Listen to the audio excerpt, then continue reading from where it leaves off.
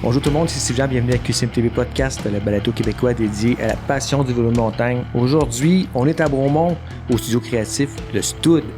Je suis avec Antoine Jacques, Antoine qui est un freerider de Bromont. Et puis, écoute, on va parler d'une tonne de choses aujourd'hui, mais aussi principalement de la marque Stomp, qui est ta marque de vêtements qui est nouvellement lancée. On peut peut-être commencer par te présenter. Qui es-tu, Antoine? Yes, salut Steve. Salut. Merci de m'avoir ici, c'est super cool. Merci de me recevoir ici à Bromont, chez tes amis. Yes, au Stud, studio créatif. Tous les gars sont là, puis en fait, t'as rencontré ma gang, là, c'est... Oui. Ça a parti à cause d'eux pourquoi Stomp est rendu où ce que ça l'est aujourd'hui. Puis, moi, je m'appelle Antoine, je suis un freerider, je fais du vélo de montagne depuis j'ai l'âge de 13 ans. Mm-hmm. Je viens du monde du MX, du motocross, du BMX, trampoline, de beaucoup de sports extrêmes. Oui. J'ai toujours été un peu dans ce milieu-là. Mais avant de me tourner vers le freeride, j'étais vraiment... j'étais un courseur, en fait. Là. Je faisais de la course de DH. Tout ce qui est côté East Coast, Coupe Québec, Coupe Cannes, US Open. J'ai vraiment baigné dans ce monde-là beaucoup. Mais après ça, vers l'âge de, je sais pas, 17-18 ans, je me suis vraiment tourné vers le freeride temps plein. Vers les films aussi avec mon chum Alex, qui a la maison de production Peer Tree Production. Donc, Alex Poirier. Alex Poirier, exactement. Et j'ai 23 ans aussi. OK. Fait que, dans le fond, c'est un peu né de là, l'esprit freeride. Pour toi, c'est la gang, c'est de faire des films, de triper avec tes chums. Ah oui, 100%. Puis si on va encore plus loin dans ça, moi, je suis un tripeux de films de mountain bike, tu sais, des années 2010, 2012, 2013. Surtout le motocross. Dans les Krusty Demon, les premiers films de MX Freestyle, avec des gars de Metal Militia, moi, c'était vraiment, là, je capotais quand j'étais plus jeune là-dessus. Moi, mon frère, on a été élevés sur des bikes. À 2 ans, on était sur des motocross, puis ça a continué dans tous nos sports extrêmes plus vieux. Là. Fait que, justement, avec ton ami, vous avez fait quelques films. Je sais que moi, je t'ai vu en film au festival IF3 avec, il y a quelques années, 2 ans peut-être, ouais, avec le film Flow State, qui était très bon. Oui, c'est ça. Fait que vous avez fait un petit peu le tour, la tournée avec IF3, mais avec plein d'autres festivals aussi, je pense. Que... Ouais, on a fait la tournée avec IF3. On a reçu un petit prix pour ce film-là, fait que ça, c'était vraiment cool. Ah oui, un prix. Cool. Sinon, on l'a présenté à la soirée Peer Tree, qui est le petit festival qu'Alex Poirier, mon chum, fait à chaque année. Cette année, on est rendu à la 5 ou 6e édition. OK. Et on va présenter aussi un nouveau film, en fait, le premier petit film de Stomp de vélo de montagne avec la crew.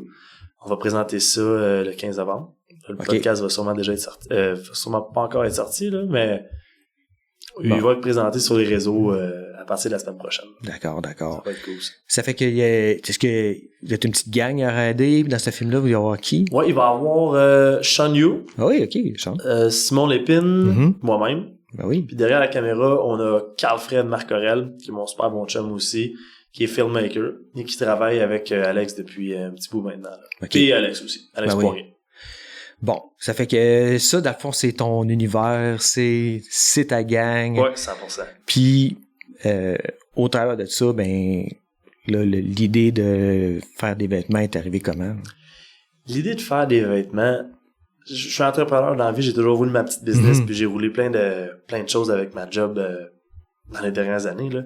Mais je ne m'aurais jamais cru avoir une compagnie de vêtements, là. Sauf que quand je faisais de la course, j'étais tout le temps habillé avec le linge que les courseurs portent, là, des petits pants skinny avec le suit aérodynamique un peu, comme on va appeler. C'est là. ce qu'on voit partout, Exactement. Là, les petits vêtements en polyester, un peu nylon, technique. C'est des vêtements techniques. Ouais, c'est ça. Puis j'ai toujours porté ça, puis il n'y a aucun jugement. Là. Mais j'étais tanné de porter ça, puis je voulais plus m'habiller comme je m'habille dans la vie de tous les jours. T'sais, je viens du monde du motocross, surf, skate, puis je voulais m'habiller comme je m'habille dans la vie de tous les jours. Mon lifestyle, en fait. Là, j'ai commencé à porter des jeans en vélo de montagne. Là, j'ai perdu 2 téléphones. J'ai scrappé 6-7 paires de jeans. J'étais comme, ouais, il va falloir que je me trouve une paire de pantalons qui fit à mes besoins, là. Qui va vraiment aller chercher les besoins que j'ai, ce que j'ai besoin, en fait. Puis j'en ai pas trouvé. Il n'y avait pas de brand qui faisait des pantalons baggy, stylés, qui avait tous des features que je cherchais. Je me suis dit que, je vais m'en faire pour moi. Au début, je vais m'en faire pour moi. Là, je suis allé voir mon ami qui fait de la couture. Elle m'a dit, mais là, rajouter des zips sur des pantalons déjà existants, c'est bof, ça va être bizarre. J'ai comme, OK. Là, j'ai un de mes chums qui est dans l'industrie du linge de ski, Sam, propriétaire de Vulgus. Et il m'a dit, je peux te plugger avec des contacts en Asie. J'ai comme, OK. Je pensais pas faire une business avec ça ou une petite brand, mais je vais m'essayer pareil. Là, j'ai commandé des samples en Asie. Mm-hmm. Là, je reçois ça. Mais là, je reçois des leggings en petite toile. C'était vraiment pas ça que je voulais. Mais c'était quoi tes besoins? Parce que justement, là, tu t'as dit, OK, tu voulais que ça soit quelque chose de baggies, mais c'est quoi qui faisait que... Le premier besoin, c'était des zips. Ouais. Moi, j'avais besoin de zips. Je voulais des zips dans toutes les poches. Là, je voulais aussi... comme on a de tous les autres vêtements de mountain bike. Là. Exact. Il y a des zips dans toutes les poches, mais dès qu'on tombe baggy, on dirait que... c'est pas fait pour ça. Exactement. Fait que là, moi, j'avais besoin de zips. J'avais besoin d'un système pour diminuer les risques que le pantalon se prenne dans la chaîne ou dans le crank.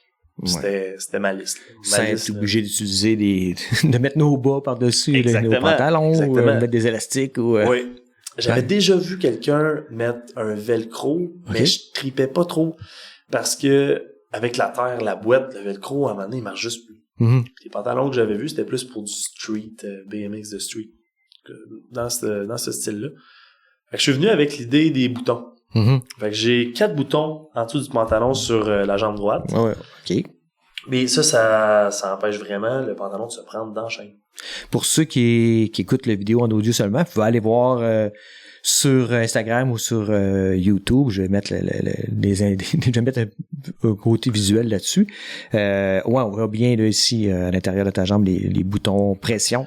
Exactement. Puis ça tient vraiment bien. Là. Ça se détache pas tout seul. Ça empêche que le pantalon se prenne.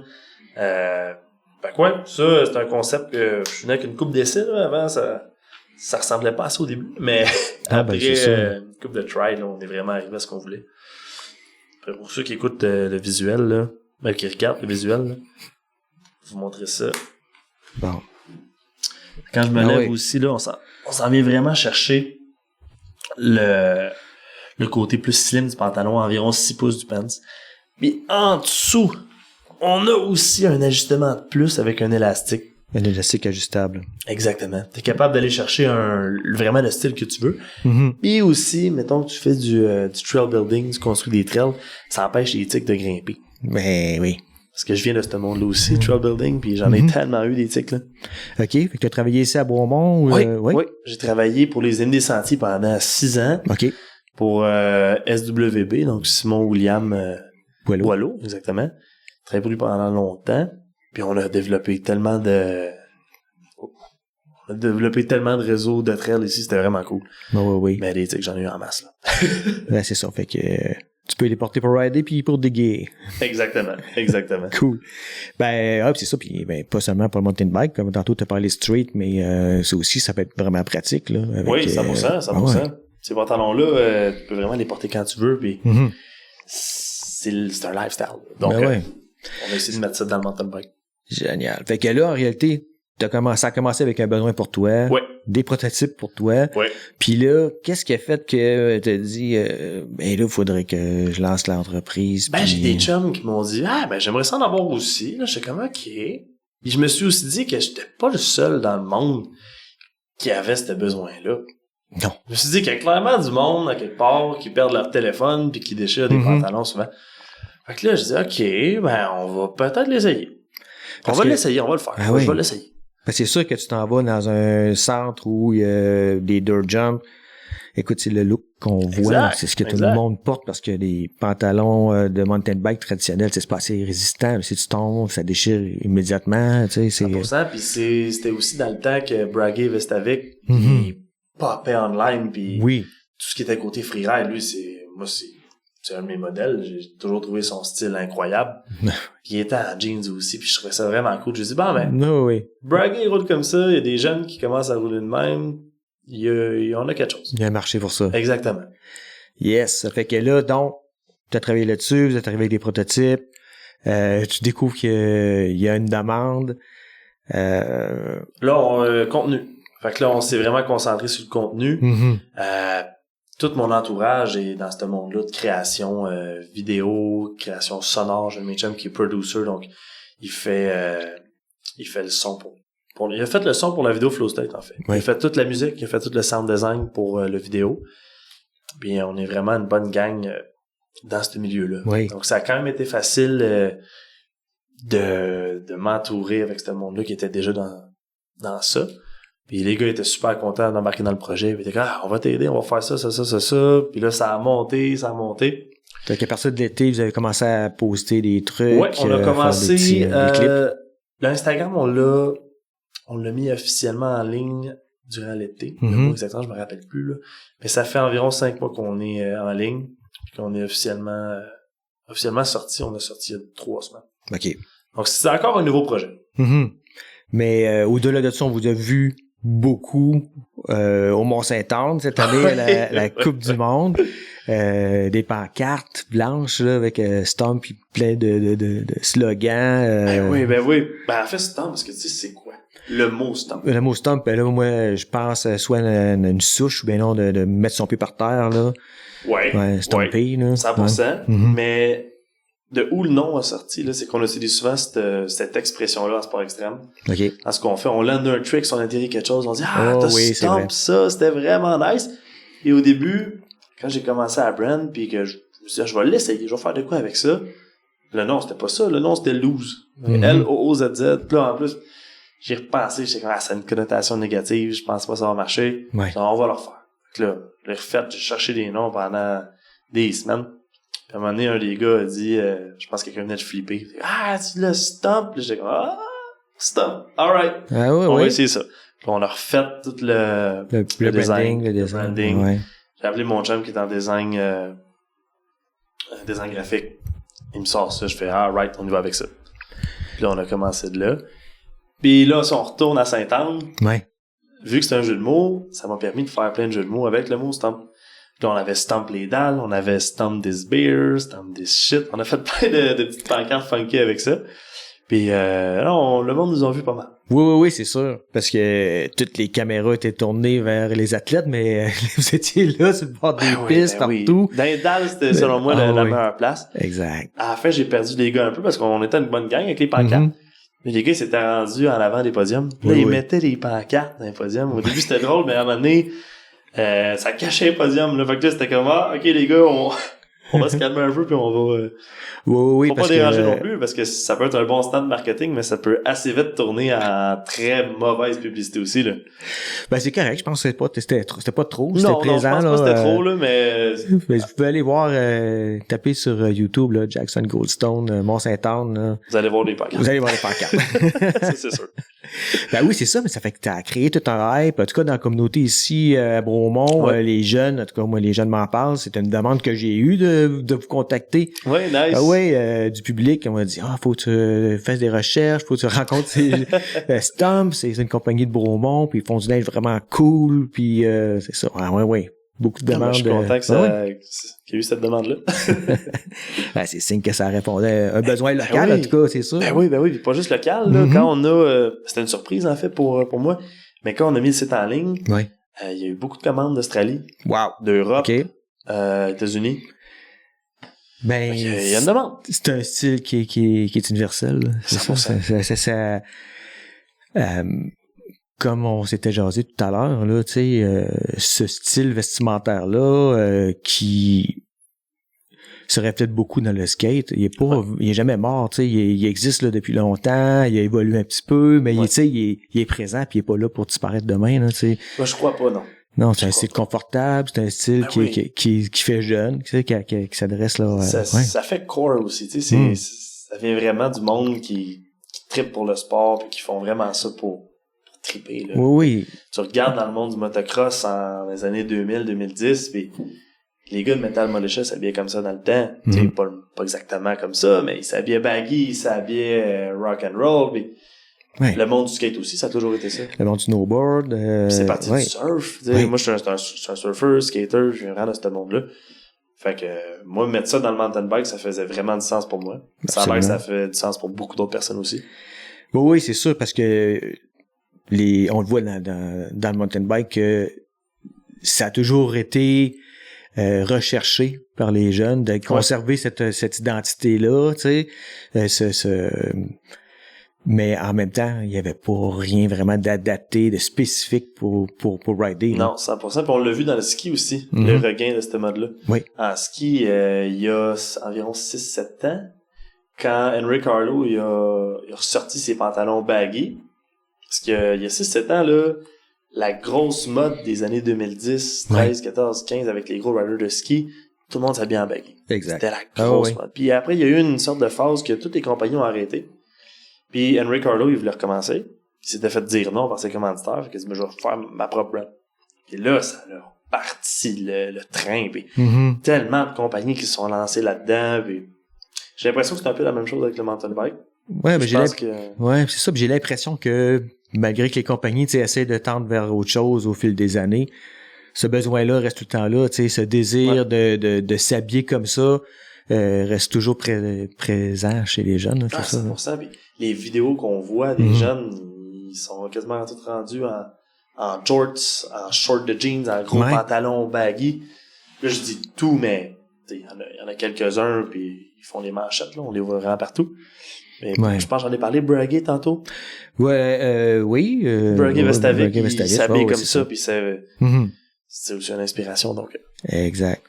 Ça fait que, des vêtements, donc un matériel qui est stretch, qui est élastique. C'est un mélange de nylon, polyester, coton.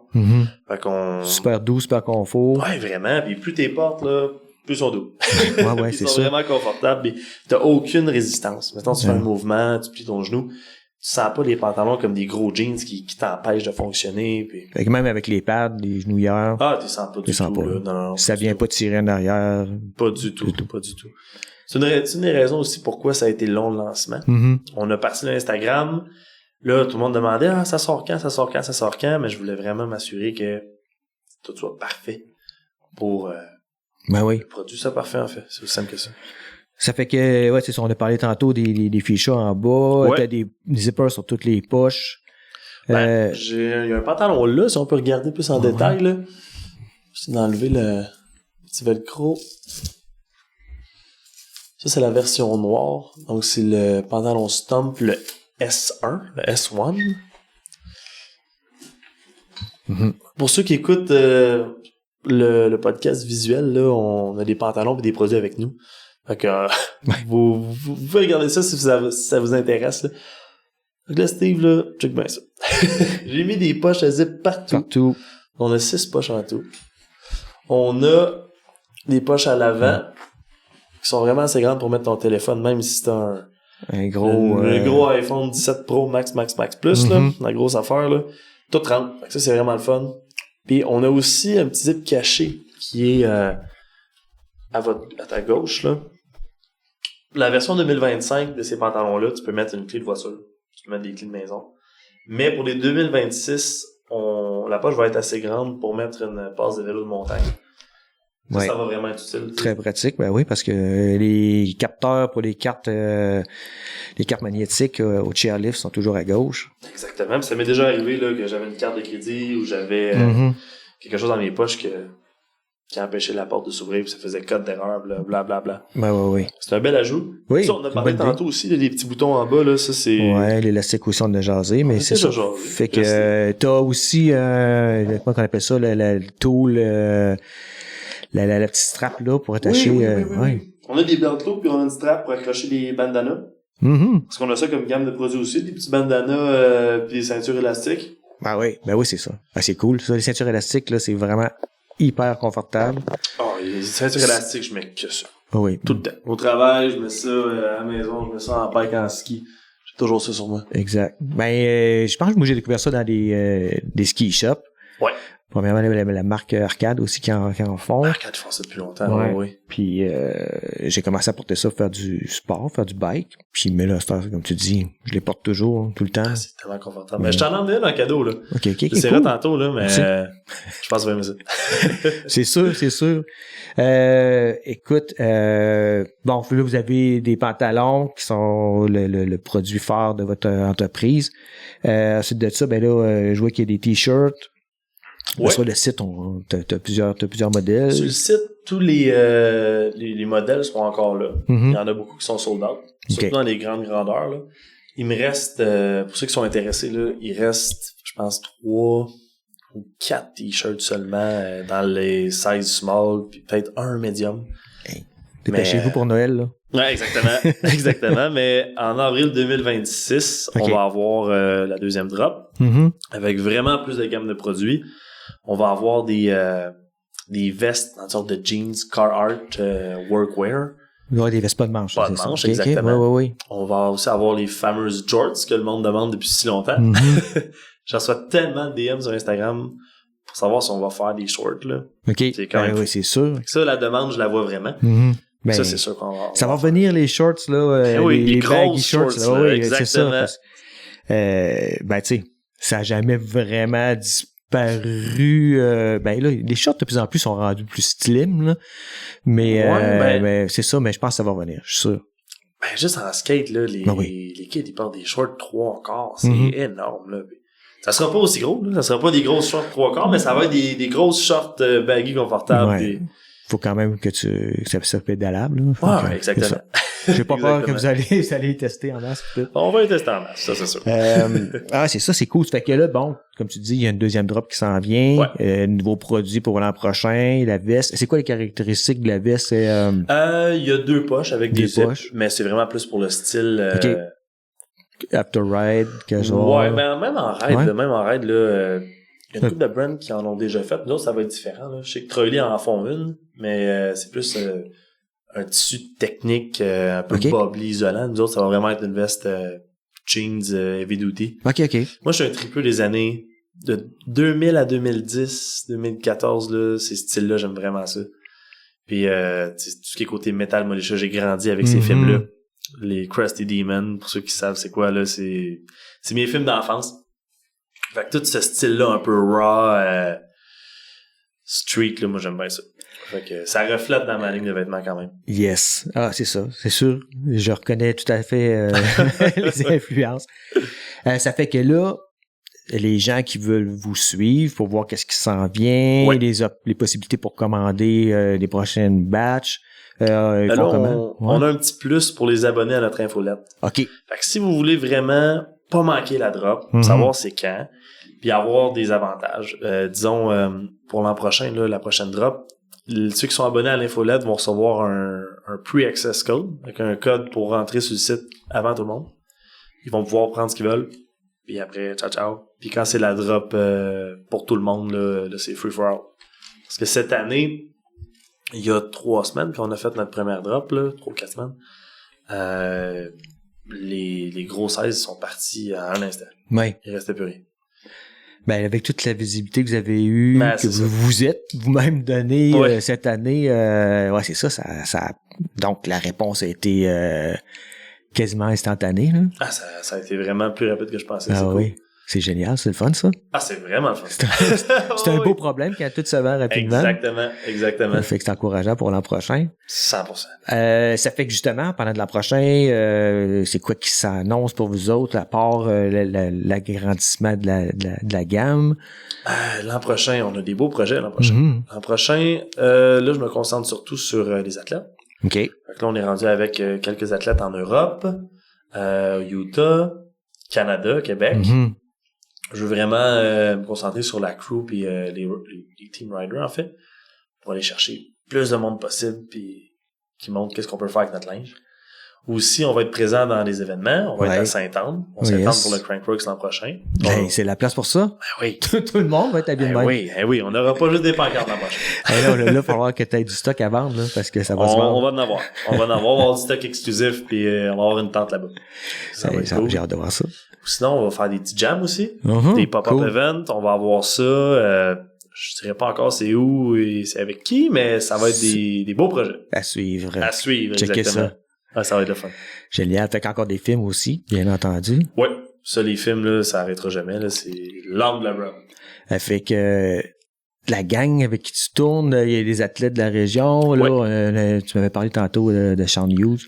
Oui. Puis Simon Lépine, Simon un autre de nos Lépine chums, aussi, ouais. rider super stylé. Les gars ont un style vraiment à eux, là, c'est cool. Et on est allé filmer aux États-Unis. Il y a 2 semaines. On a été faire un film qui va être présenté à la soirée Petrie. Oui. Puis ce film-là, il va vraiment être cool. C'est un petit film, par contre. C'est un petit film, fait qu'on est toujours en attente du nom. On sait pas, mais on va checker. Je sais, tantôt on s'en parlait, mais tantôt, à la fin, on est en train de monter ça avec Carl, puis je disais, on a-tu un nom pour ça? Il fait, non, pas vraiment. Mais, on aura juste à taper ton nom sur Internet, puis on va le trouver. Ouais, ben Stomp, il va être partout dans les réseaux de Stomp. On va aussi le mettre sur YouTube. Génial. Ça va être moins long que le film Flow State qu'on a fait il y a 2 ans. Ben, on va aller vers une minute et demie, là, mais. OK. Il va y avoir du contenu, il va y avoir des belles shots là-dedans. Des belles shots, ouais. Oh, oui, vraiment. On s'est poussé quand même. C'était cool. Tu m'as pas dit aussi qu'il était arrivé quelque chose par rapport à ça, puis. Ouais, un petit affaire, un petit shot lors du tournage. Ça fait 7 ans que je fais Mec Alex, puis à chaque année, je sous-estime la maudite nourriture puis l'eau. Quand on part, on filme tout le temps plus longtemps que prévu dans le bois. Quand on est allé à Highland il y a 3 semaines, on avait comme plan de faire 2 runs dans notre journée. Fait qu'on est arrivé le matin à 9h, on sort les caméras, on sort le gear, tous les gars sont habillés, on monte, on s'arrête aux premières lignes, au premier jump, on descend. Là, on se trouve un bon hip dans le bois, juste avant Tombstone, une piste Highland.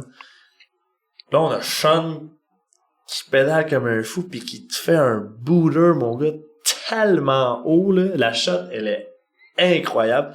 Mais il était tellement haut pis il a tellement tweak son whip qu'il a atterri sideways pis il a dérimé le tire.